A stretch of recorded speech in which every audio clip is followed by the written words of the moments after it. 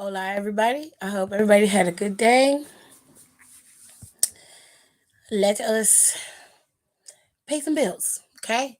Top commenter of the day goes to Pierre. Pierre was numero uno. He came in right when I went live and was the number one guy.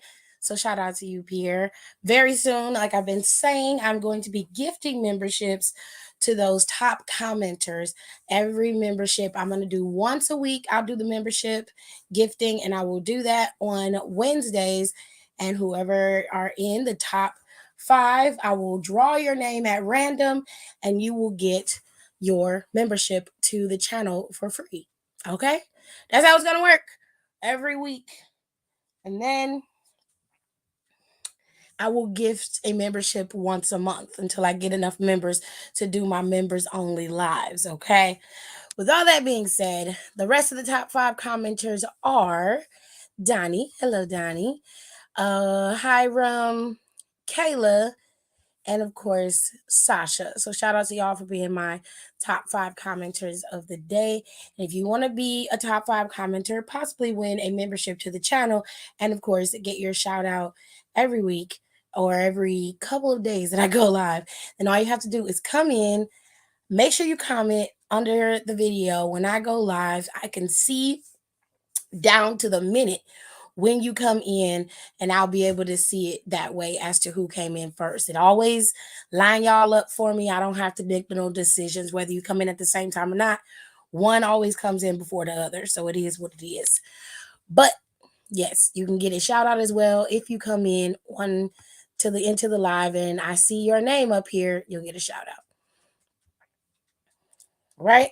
So let's get into it.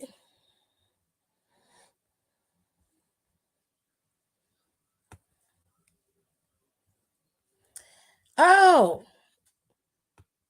Hiram is 18. He turned 18. Happy birthday, Hiram. Enjoy your youth while you can. Because inflation is a bitch. We're barely surviving at this point. So stay young, babes. Don't rush it. Enjoy it. Live in it. Relish it. Especially when the knees get to cracking, Jared, and that bite. Baby. Happy birthday to you, Hiram. I hope you had a great birthday. Now we in heaven. Why did you say that?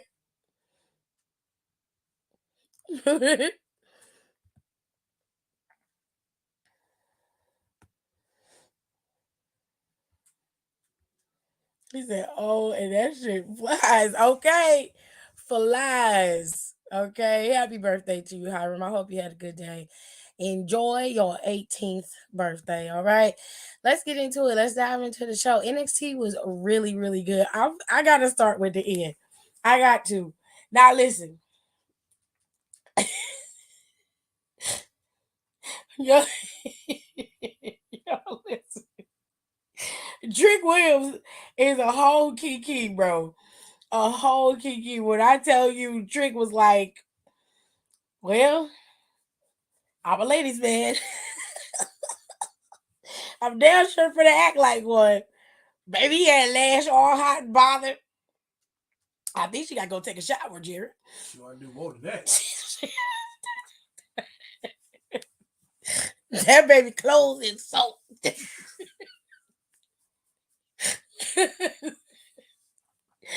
That baby is in trouble. Do you hear me? She is in trouble. Okay. I said, "The fuck going on here? What is this?" Oh goodness. That Miss Lord has said. That's a mess. You're welcome, Hiram. Couldn't wait to turn 15. Well, she those are her lyrics. That is what she said. Y'all listen, if you missed Trick Williams cutting his promo today in NXT, you really missed out. That was a very good promo cut by him. But Noam Dar came out there and interrupted. And when he did, he always I like Noam to a certain extent, but Noam's voice is graining on my ears. However, the key part about this whole segment was not Noam. It was all Lash and Trick Williams. It was all them. It was all them. Now he made a point to focus on Lash Legend. He said the way Lash looking at me, you probably right. I am the hottest thing going in NXT, which that is 100% true. Lash was looking at him all biting the lips and shit. I said, girl, calm down. Relax. He's a man, hun. But baby, that was not enough because she came in there about to hit the man. He grabbed her arm and she kind of looked at him and I was like, oh shit. Then he picked the girl up. And Lash ain't no small girl. You understand me? That's a lot of woman. That's a lot, Jared. That's a lot of woman right there. He had her all hot bothered, sputter around and dipped her and shit. Then he put them big old lips of his on her. I said, God damn, what is we watching? Is this wrestling? What just happened? Lash almost reset. She's like, right.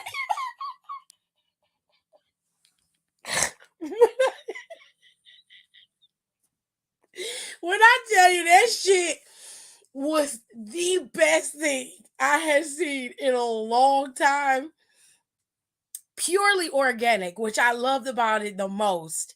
It is so organic and it just was naturally happening on screen in front of us, whether it was planned or not. It didn't feel that way, and that's one thing that I really love about these types of scenarios, the way that it works out, especially for Trick. It naturally goes with him. But that shit was funny. It was so that shit was funny. And Lash still hot and bothered, could barely get her ass out the ring. Child.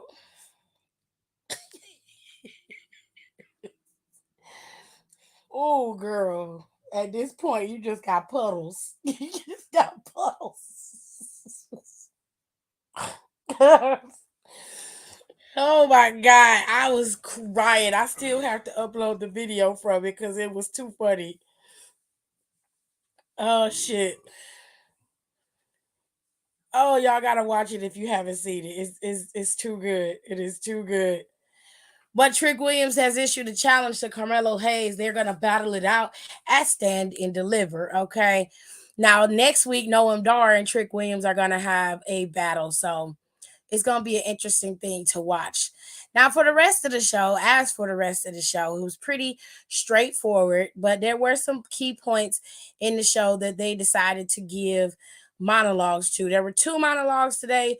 One was from Trick, the other one was from Roxanne. And to be honest, there's not much to break down from that.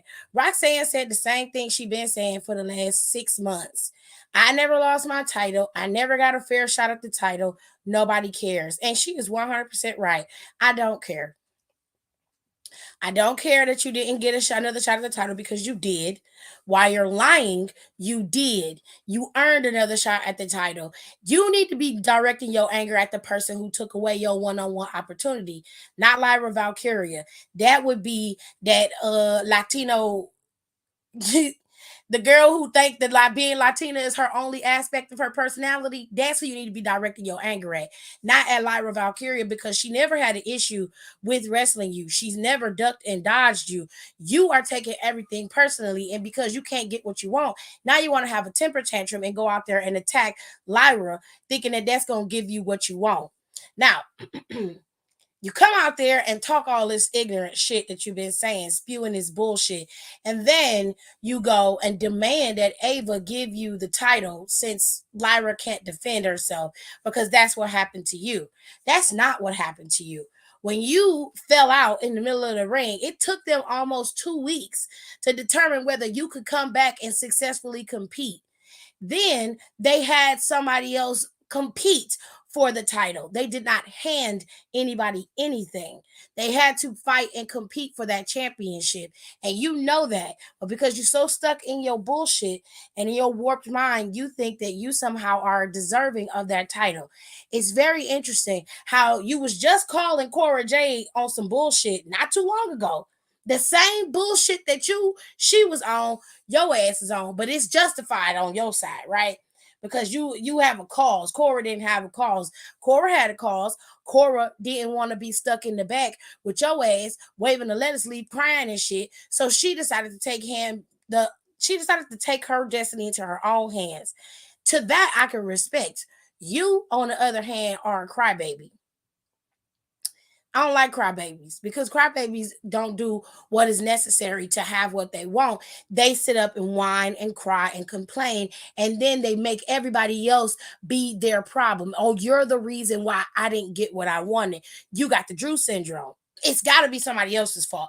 It can't be mine. You lost the match. Let's go back because when you, Lola, and Lyra Valkyria were in the match wrestling, your ass lost. You could have won.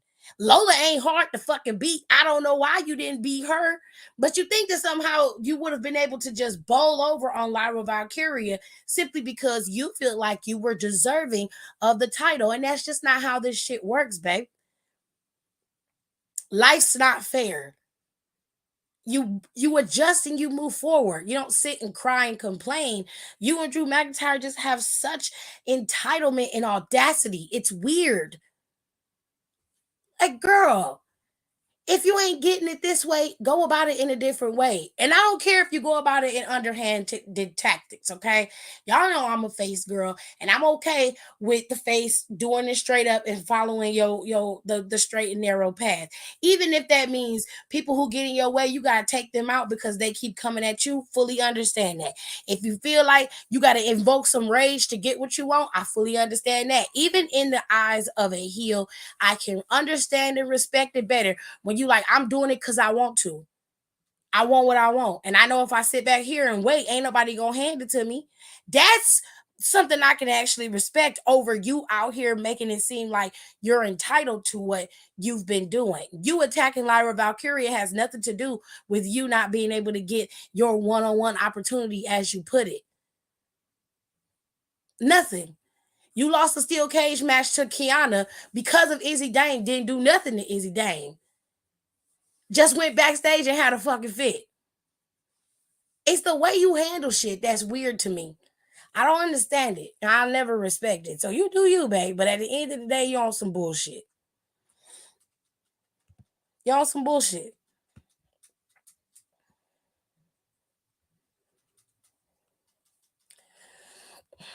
It was the same bullshit she spews all the time.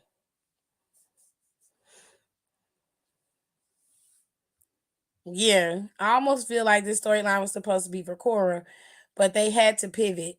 Yes, you would be correct. It does seem that way. Yes, but you can still fit the narrative. Like Drew's delusion is a weird, understandable perception. To be honest, I can understand Drew McIntyre's um plight better than I can understand Roxanne's. So, and I've said this before, no one's discounting or discrediting Drew McIntyre and what he said about him having to be champion during the pandemic era and not being able to get his opportunity to have his moment.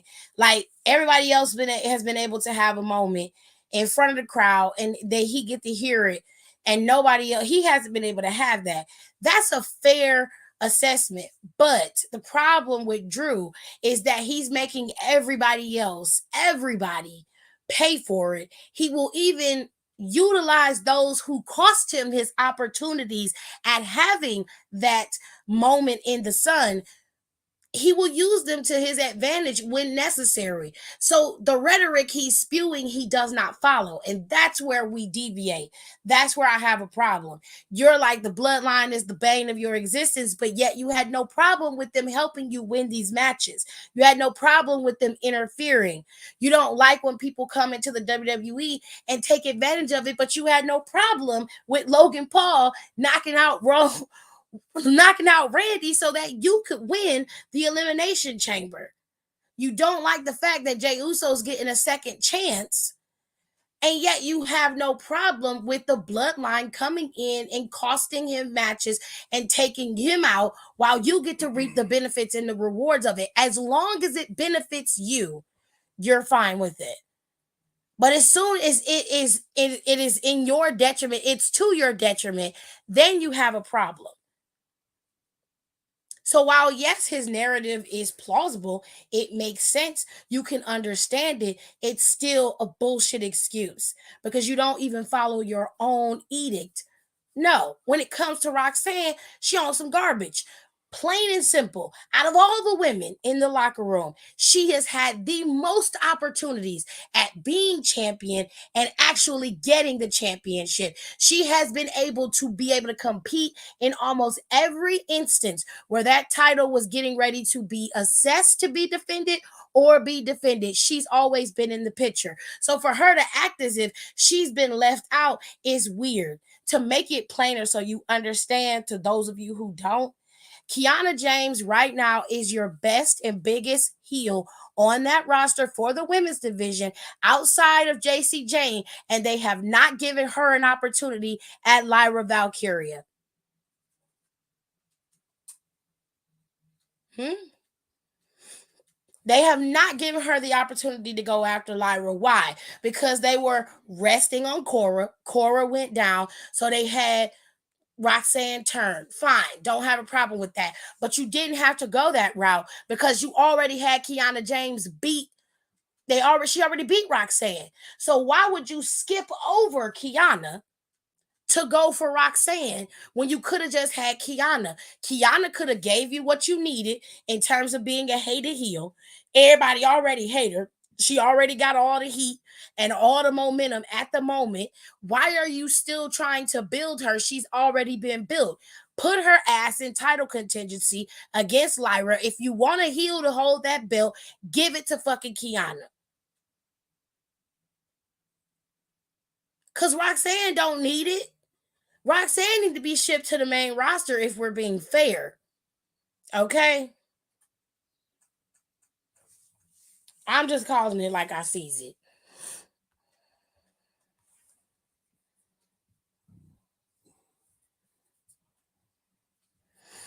But for Roxanne, she could have been like, I felt like that bitch needs to stop playing with and give me my one-on-one rematch. So because she's been dodging me, I decided to take her out so that everybody knows what a real title vacate looks like. That would have been cool. I still would have been like, you on some bullshit, but it's still better than what we got. Cause she ain't do nothing but spew the same bullshit she been spewing. Now, when she came out there, of course, Ava was like, you went too far and you didn't have to. And all you had to do was just do what you were supposed to and fall in line. And of course, Roxanne cut her off and Ava was being real nice. Tatum come out there ready to fight, which in all fairness, she should be. And so now there's a match set up for Tatum and Roxanne next week. Hopefully by the end, Lyra Valkyria will come back and they can make this the match that they wanted. Yeah, once she got talking about everything else, I was like, girl, shut up. Tatum said, bitch. I don't hate Roxanne. I actually really enjoy Roxanne as a wrestler. I know that she needed to have some edge to her, so I was okay with her turning heel, but I can't stand a whiny pissant of a heel that is overly confident and arrogant for no reason, when in all actuality, all you had to do was just go to Lyra and goat her into a match. You didn't not have to do all of this. You like, I've been trying to do this the right way and it ain't been working out for me. Girl, no, you wasn't. You went in the office and bitched and moaned and complained until you got what you wanted. And every time that you failed to get to the pinnacle, you wanted to get mad at everybody else. But you ain't blaming the one person who was getting their shoulders pinned to the mat every time they got in the ring. Because it damn sure wasn't Lyra. That was you, bitch. You. Not me, not Hermione. You. It was you. Shit. Stupid ass. Anyways, there was a match between Ridge Holland and Sean Spears today. And child, Sean Spears has been doing his absolute damnedest to get Ridge Hollins to go unhinged.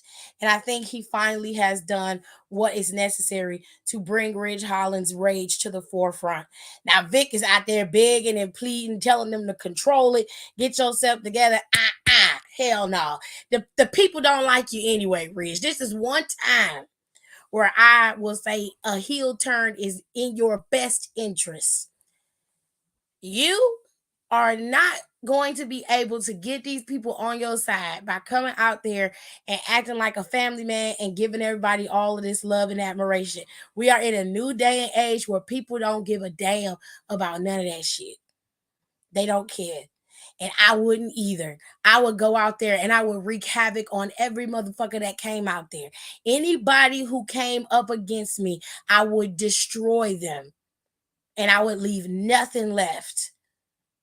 I would be completely unhinged because this is what you expect me to be. This is what you want. So I'm going to give you what you want, but I'm going to amplify it 30 times just because I can. And I'm going to relish in every moment of it. So I say, bring on the rage. Bring on the anger. Go out there and whoop ass. I cheer you on, Ridge. I fucks with it. Go out there and do it. Because they built in a stable right before our eyes. And I don't really think people really understand what's happening here. Right now, there's really no true stable in NXT except for Chase U. There's nothing else in NXT. And we see Sean Spears pop up. And all of a sudden, his first target is Ridge Holland. Eventually, they're going to come together and become a team. And then they're going to slowly start to add to their team as well. But y'all didn't hear that from me. You didn't hear it from me, babes. Talking about crying and shit. Child. I agree with you, Tiff. Even though I don't like Kiana, they should have picked Kiana next for the NXT championship. Period. It's just irritating me how Sean ain't looking at the camera in this photo. Okay. No quarter catch crew is also a stable faction in NXT. I guess. You know what? Sure. I'll give you that. Sure, they are. What I do? What I say? What I do, Rico?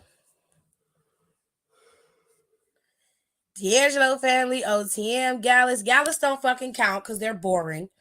And they're not a dangerous faction that can really give you anything other than them drinking beer and attacking you. So no. OTM, until OTM get their shit together and start doing what they need to do, they don't count as a dominant faction in NXT either. Now the D'Angelo family, I'll give you that. I will give you that. I'll give you the D'Angelo family. But Gallus, I'm not giving it to you. And OTM, I need OTM to get their shit together. I need them to get their shit together. That's it. It ain't no shade to the OTM because I fucks with OTM. But I'm not gonna include them as somebody in NXT, in my opinion, who could actually be a dominant faction or are a dominant faction. They are not. They aren't. I'm sorry. They aren't. They're just a tag team, in my opinion, because a faction, you got fucking Reginald as one of your lead out guys. Kiss my ass. And they ain't got Jada Parker in the forefront. She need to be in the forefront. She need to be with them. They need to get the OTM together. End the conversation.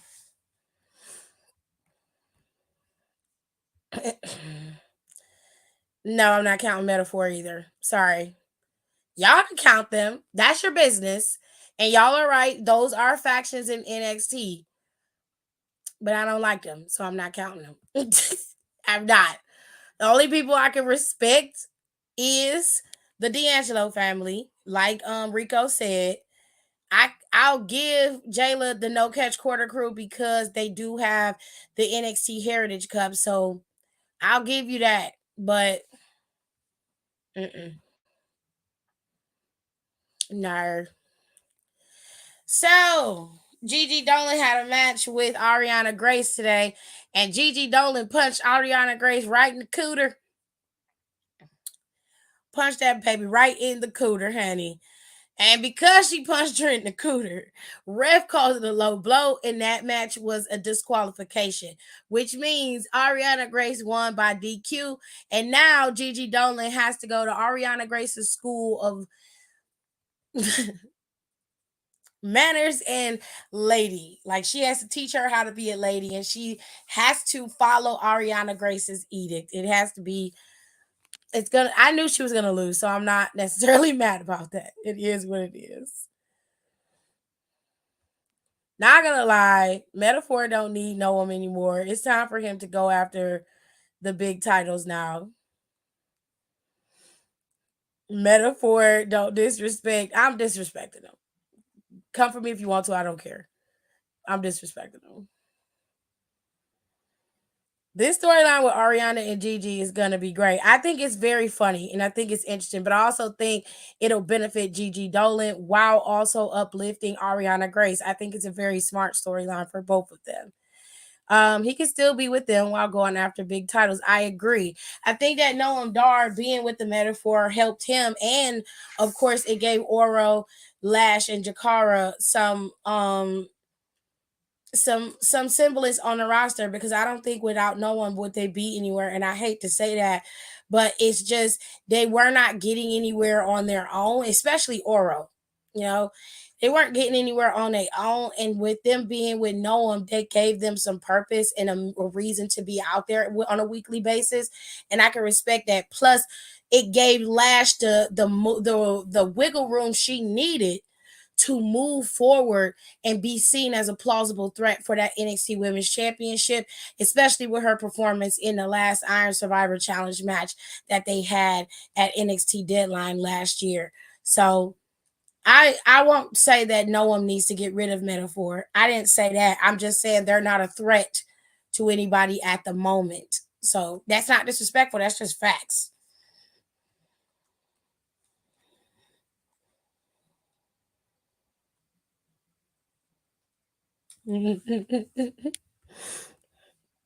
He's just so well by himself. I don't know. I'm biased from seeing him in UK. You're right though. No one made metaphor relevant. I don't.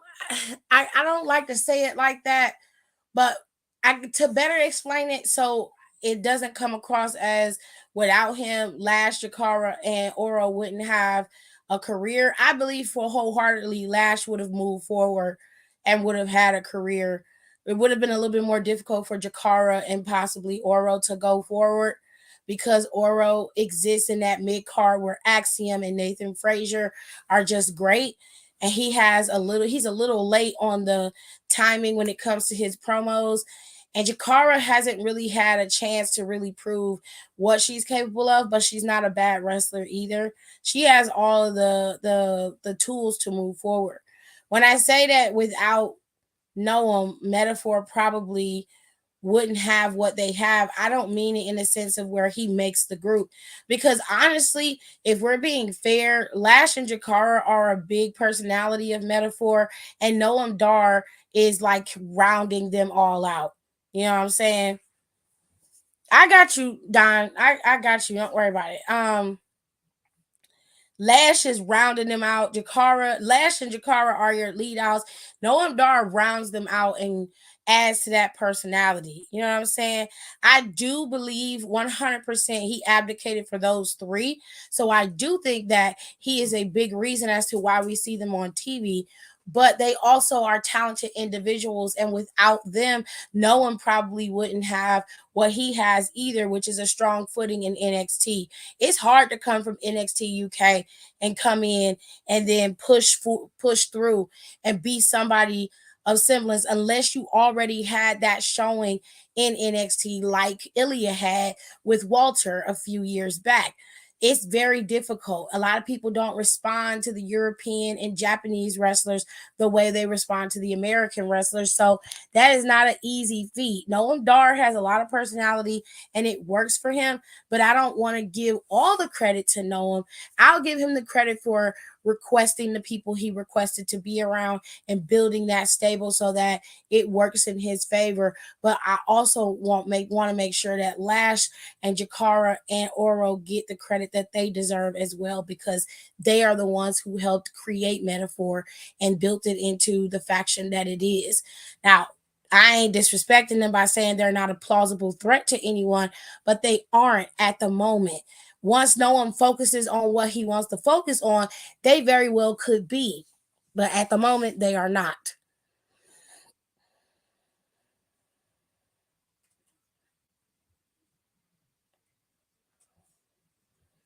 Okay. So, any whoosies.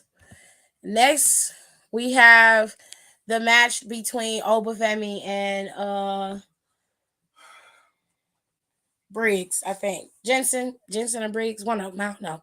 Anyway, the match was okay, but he ended up getting beat up, like taken out in the end. We did see two things when it comes to Obafemi. He got two possible challengers heading into Stand and Deliver.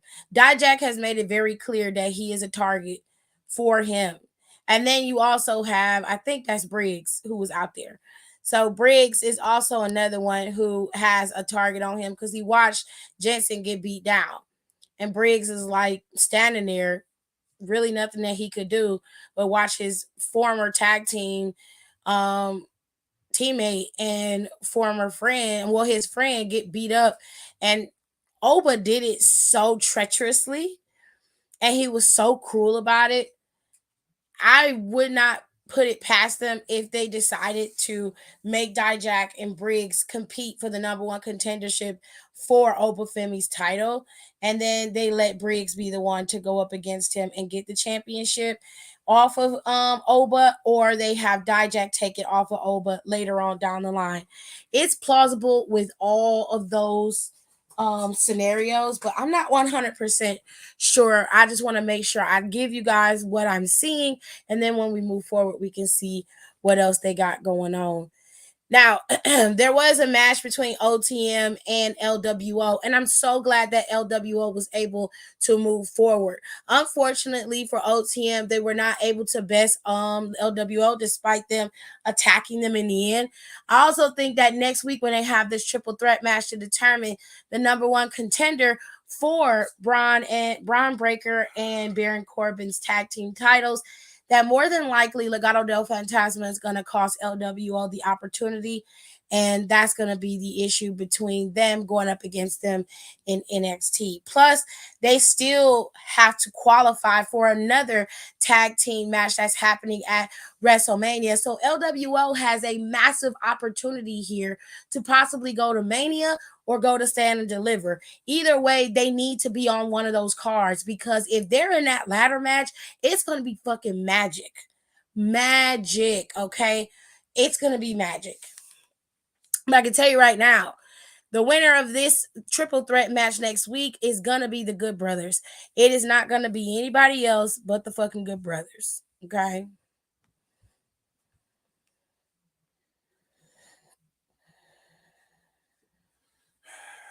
Oh, it was Jensen? Okay. Dijak, you ain't gonna get it this time either, bro. Give it a rest. Honestly, I wouldn't mind it if he did. It's fine. Dijak's been there a really long time. He's put in enough work, and they seem to be giving him some momentum. So if they decide to give him that NXT championship, the North American championship, excuse me, that's on them. I don't have an issue with that. I'll have to worry about seeing Dijak on my TV a little bit more than I want to, because his current character of his, I hate. Face or not, I hate it. I hate it. Don't like it. But it is what it is. But I'm not mad at Dijak. Like, wrestling wise, he's great. Um, he's been able to keep his head down, rebrand, and keep moving forward this whole time. And you can't really be mad at him for that. So if they decide to give him the title, now would be the perfect time. Obafemi could then move into main title contingency at some point later on in the year and give Tony D'Angelo a real run for his money.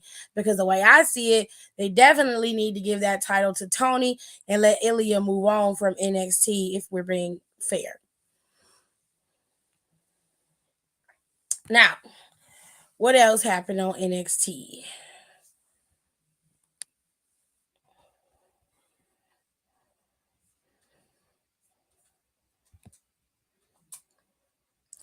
Whoop that trick. I like it.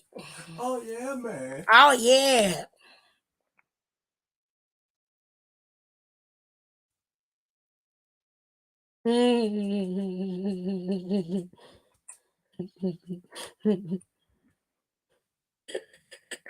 Y'all need to go on Twitter and see this WWE NXT exclusive because that shit is funny.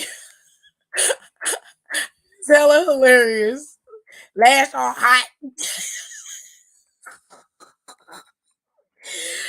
Oh shit. Okay. Oh, let's talk about Thea Hill. Thea Hill was in the middle of the ring and she had her match against fuck ass Kiana. Um, why was Bianca Belair on Level Up? I don't know. I haven't been watching Level Up. I've never actually seen a episode of Level Up.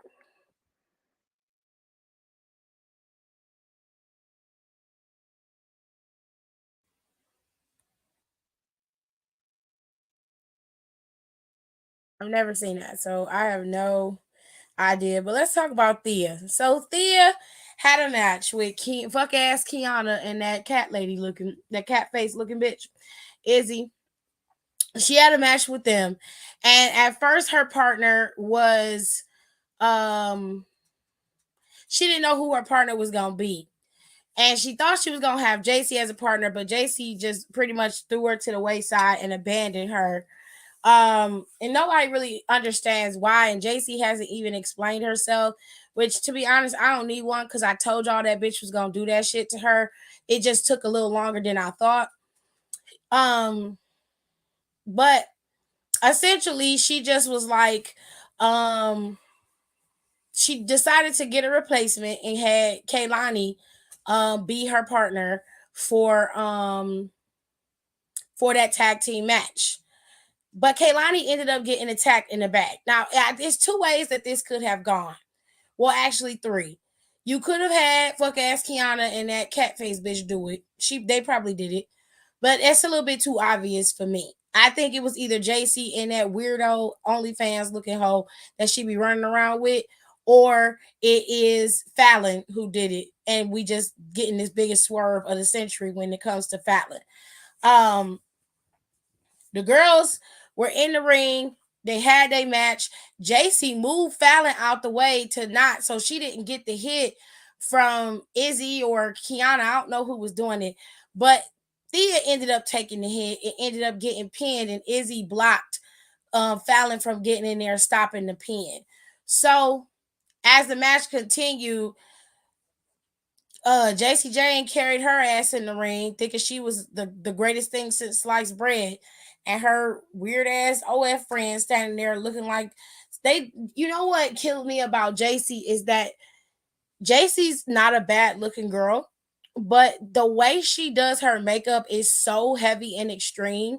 Now I don't know if they got makeup artists back there at the PC or not, but her makeup was so heavy and so harsh today. The eyeshadow was blown out beyond control. She already got dark hair and dark eyebrows, and then you slap on heavy black eyeshadow like that and silver eye, like silver shimmery eyeshadow. It just looked a mess. It looked like it was leaking, like it had started to bridge or creep into her crow's feet and find lines on her face. Her lip liner was a mess. Face card was definitely declining today because she was 2 or 3 shades lighter than her tan on her face. She didn't bronze correctly. I don't know what the fuck is going on, but bitch, you look like you was dead. Like they had did fucking casket makeup on you before you came out there. The only thing that was killing the hoes was them boots you was wearing, okay? But child, she stood in the ring and Thea cussed her ass out rightfully. She did it in a Thea Hell way. She said, I changed myself for you. I did all of this for you because I thought you were my friend and you used me, which she did because at that time, wasn't nobody fucking with JC. Wasn't nobody fucking with her. Nobody cared about her. Nobody gave a damn about what she was trying to do. Everything she did was turning to shit. And JC used Thea to boost herself back up. And when that didn't work out, she swooped in and saved Chase U. But girl, it didn't help when everybody started blowing her head up again. And now all of a sudden, everybody around her is losers. Meanwhile, JC Jane ain't had a successful match, and I don't know when. She ain't really wrestled in a while. The last time she wrestled was with Thea. And Thea just straight up told her, like, I'm done with trying to please you and make you happy. I'm done with trying to be your friend. I'm tired. I'm going to do me and go back to myself because being a girl that look like you and act like you is gross. And I was like, bitch, I told you from the beginning. She was trying to turn you into a mini you, stupid. Nobody. First of all, how you gonna listen to a hoe who ain't got no man tell you how to get a man and keep one? She ain't got one. What? She ain't got nan. She dressed. She dressed like she finna go be a dominatrix for the night, or she getting ready to go to the next Green Day rave. Okay, that's how she dressed. JC Jane can't tell you nothing when she don't know shit. Okay. And just because you deem her to be cool, don't mean she is. If you clearly paid attention, you would see that the reason why she clung to you is because she had no other opportunity. She had no other choice. Nobody was fucking her. They fucking with her. Nobody was fucking her, but that's not the point. Nobody was fucking with her. They knew what she was about coming from Toxic Attraction. They was giving her what she wanted, which was to be on her own and have all the space. Okay, cool. You betrayed your friend Gigi, left her hanging out to dry, busted her head in the damn door, did everything you could to act a damn fool. Okay? Now the only person who actually cared about you was Thea, and she was your friend. You turn on her at a moment's notice, and that just goes to show your character and what you made of. So Thea said, I'm just go back to being who I am. Damn what you got to say. And then she ran circles around the bitch in the ring. I'm like, girl, go ahead. Live your best life, honey. Okay? She did that. Now, like I said earlier in the show, Trick Williams was the last part of the show. They gave him like the last 15 minutes of the show. And Trick Williams made it very clear that he was hurt by Carmelo Hayes' actions and his words. But he also was like, I know why you did what you did is because when I got hot and I got popping, you was jealous and you was upset because you didn't have the same smoke that I was having. So you didn't like that shit. And you tried to dull my shine and take my light from me.